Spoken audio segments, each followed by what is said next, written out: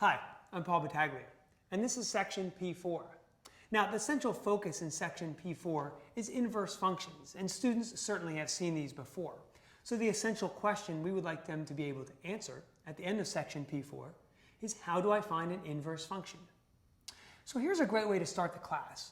I would put two graphs on the board in the same coordinate plane, two graphs of inverse functions. Now, I personally like to use the exponential function e to the x and the natural log. I think those are just naturally appealing to students and actually helps me bring out some key points. So here's what I'm looking for. I really just ask students, what can you tell me about what you see? Are there any specific similarities or differences? Can you compare and contrast these graphs? Now, the entire time they don't have access to the equations. Now they might know what they're looking at, but I don't want them to think about the equation. What I want them to tell me is things like, oh, I know that the x and y coordinates have been switched, or that since they might be inverses of each other, they actually reflect over the line y equals x. And we may even talk about the composition of the two functions coming out of the last section. So it's a nice way to kind of just start off. Now, if you'd like something different, the exploration on the first page of this section is also very good. Feel free to use that as well. Now, throughout the entire section, we actually get the opportunity to address some mathematical practices. And one of those is mathematical practice number 1.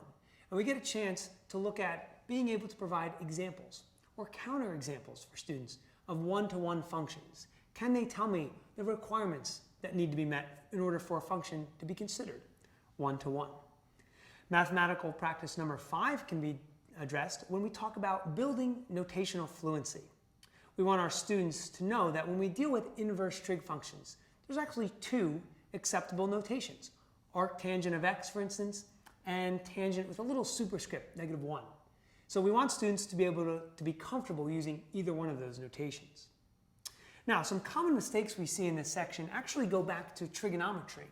You'd be amazed how many students, when they're trying to solve a trig equation, let's say for instance in example 6, either A, struggle with the solution process itself, or actually stumble with the unit circle values. So it's amazing to see students who still actually mix up sine of 0, cosine of 0, or who really just don't know the unit circle and haven't committed it to memory and those values.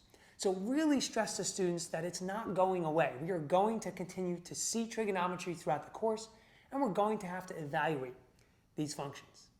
Now, finally, what you might also see is students who are messing up some of the notation with inverse trig functions. They may actually see, let's say, sine to the -1 and think to themselves, oh, well, I think I remember from algebra, that's the same thing as 1 over sine to the +1 power. That's not what we're going for here. Try and remind them 1 over sine, that's an identity. That's equal to cosecant of x. And sine with a little superscript of -1, that's the inverse trig notation. So I hope you found these tips helpful, and I'm sure you'll find much success in section P4.